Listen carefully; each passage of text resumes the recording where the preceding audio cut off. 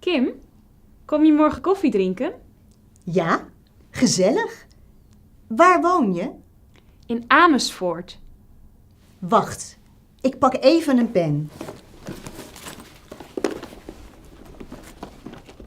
In welke straat woon je? In de Tulpstraat.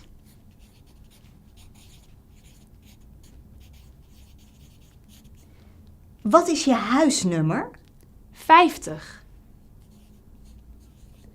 Oké. En wat is je telefoonnummer?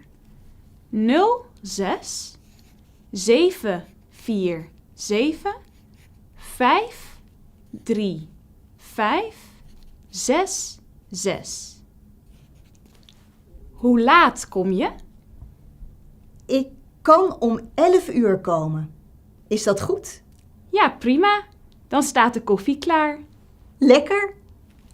Tot morgen. Tot morgen.